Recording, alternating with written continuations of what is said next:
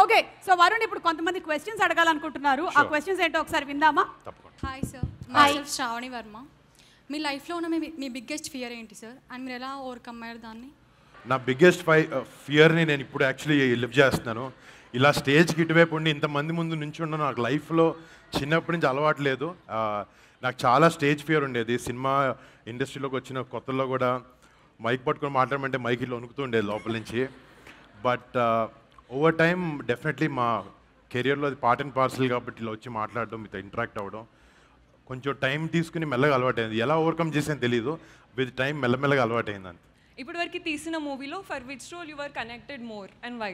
అంటే ఇదా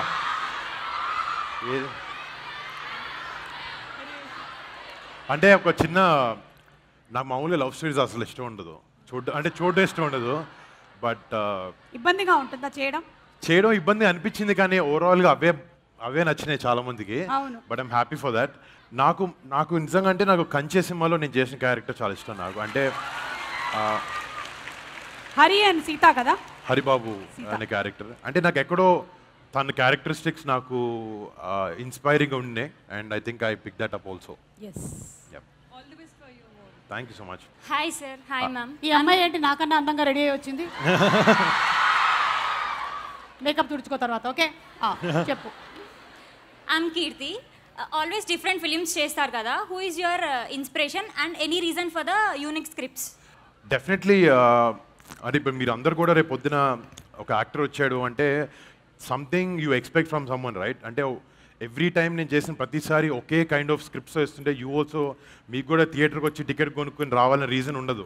అంటే ఎక్కడో చోట ఒక యునీక్ ఎక్స్పీరియన్స్, కానీ ఇప్పుడు నా సినిమా చూస్తే ఎవరైనా టికెట్ కొనుక్కుంటే కానీ ఒక కొత్త నోవెల్ ఎక్స్పీరియన్స్ ఇవ్వాలన్న ఒక చిన్న ప్రయత్నమే అది. అండ్ నాకు స్క్రిప్ట్ సెలెక్షన్లో నాకు ఆబ్వియస్లీ నాకు చిరంజీవి గారు చాలా పెద్ద ఇన్స్పిరేషన్ నాకు.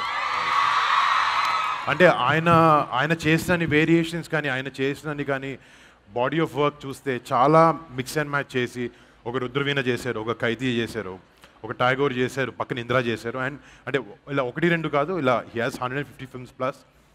He's truly my inspiration. ఎలాగో చిరంజీవి గారి గురించి చెప్పారు కాబట్టి మిగిలిన వాళ్ళిద్దరి గురించి కూడా in what way they have inspired అనేది ఒక్కొక్క మాట చెప్పేస్తే మాకు కాస్త తృప్తిగా ఉంటుంది. ఒకటి మీ నాన్నగారు నాగబాబు గారు. అంటే డెఫినెట్గా సిచ్యువేషన్స్ని ఎలా డీల్ చేయాలి, డే టు డే సిచ్యువేషన్స్ కానీ మన ఎమోషన్ని హ్యాండిల్ చేసుకోగలిగి ఒక చాలా ప్రెషరైజ్ సిచ్యువేషన్ వచ్చినప్పుడు how to smoothly come out of it, or ఒక పక్కోడికి రెస్పెక్ట్ ఎలా ఇవ్వాలి అనేది మాత్రం నిజంగా మన నాన్నగారి నుంచి నేర్చుకున్నాను. Channelised emotions. yes, super. ఇక పవర్ స్టార్ పవన్ కళ్యాణ్ అంటే లైఫ్లో చాలా మందికి చాలా ఆనెస్ట్గా ఉండాలి, లోపల ఏమనిపిస్తే చేయాలని అనిపిస్తుంది. బట్ సొసైటీ కానీ ఎవడో ఏదో అనుకుంటారనేది అలా 100 విషయాలు వాళ్ళని ఆపేస్తూ ఉంటాయి. They won't let us be what we are. But ఒక ఆనెస్ట్గా ఆయనకుండే ఆనెస్టీ ఎవరి గురించి కాదు, ఒక మంచి చేయాలన్న ఒక తత్వం అయింది. అది that thing is unbelievable. Hi sir. Hello. Hi ma'am. Myself Nikhita. Movie making ప్రాసెస్లో హ్యూజ్ వార్స్ ఫైట్స్తో షూట్ చేసి మళ్ళీ ఇలా నార్మల్గా కార్స్తో తిరుగుతూ ఉంటే మీకు ఎలా ఉంది? 2 ఫ్లైట్లు కొనుక్కోవాలనిపిస్తుంది. ఒక్కో ఫ్లైట్ 600 crores అవి, అది నాది కాదు. వాళ్ళు ఏదో దాంట్లో కూర్చునే అవకాశం మాకు ఇచ్చారు. బట్ ఆబ్వియస్లీ అది acting, that's a different character. నాకు అదే నచ్చింది. ఆబ్వియస్లీ అది ప్రతి ఒక్కరికి అవకాశం దొరకదు అలాంటి లొకేషన్లో షూట్ చేయడం కానీ, అలాంటి ఎయిర్క్రాఫ్ట్స్ లేకపోతే అలాంటి లొకేషన్స్ అలాంటి పర్సనల్తో పనిచేయడం తప్ప. బట్ ఇది ఎవ్రీడే ఉండేదే. But this is nothing exciting, but that is very very very exciting. Hi sir. Hello. I'm Srija. As the movie name is called Operation Valentine, have you ever had a real-time plan to impress someone on Valentine's Day, like Lavanya ma'am? అంటే ఆ operation అన్నీ fail అయినాయి. కాలేజ్లో Valentine operations try చేసాం. But అంత కష్టం పడలేదు నేను ఎప్పుడు. అంటే కొంచెం ఆ విషయంలో కొంచెం లేజీయే. బట్ ఏదైనా చేస్తుంటే నేను మా వైఫ్కే చేసి ఉండొచ్చు. మై సెల్ఫ్ మేఘనా. యా. సో సార్ మీరు పుల్వామాకి వెళ్ళి సోల్జర్స్కి ట్రిబ్యూట్ ఇచ్చారు కదా. అమ్మ ఎక్కడున్నావు? ఇక్కడ సరే కెమెరాలు కనపడదు. చెప్పండి. సో మీరు పుల్వామాకి వెళ్ళి సోల్జర్స్కి ట్రిబ్యూట్ ఇచ్చారు కదా, so what's your feeling?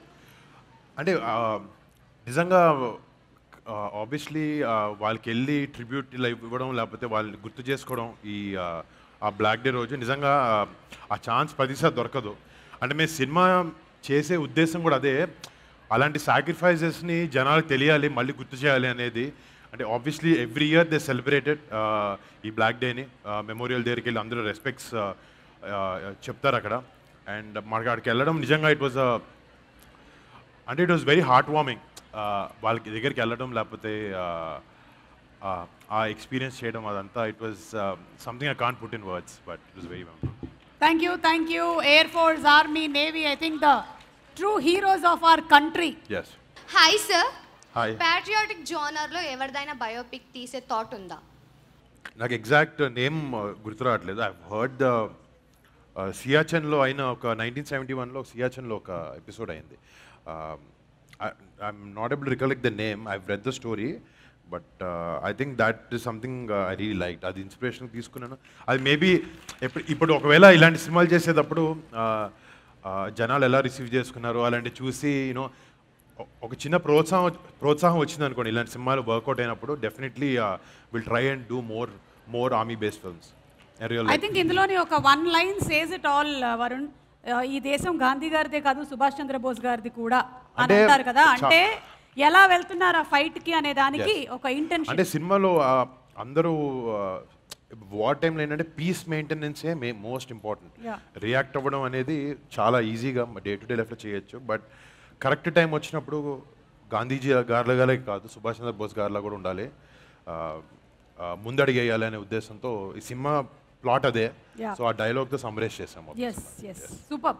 Hi ma'am. Hi sir. Hi. చెప్పండి, ఏ విధంగా మేము మీకు సహాయపడగలము? I'm so glad to meet you both. Same here. My name is Namita. Hi Namita. Hi sir. Hi sir.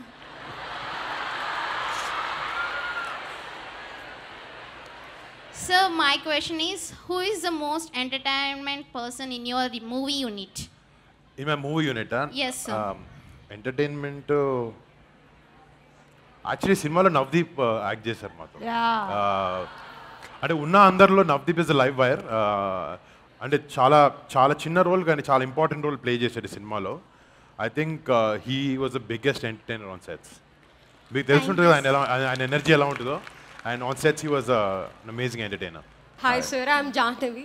Shooting టైంలో అక్కడ ఉన్న సోల్జర్స్ మిమ్మల్ని రియల్ సోల్జర్ అనుకొని మీతో ఏమైనా మాట్లాడడం జరిగిందా?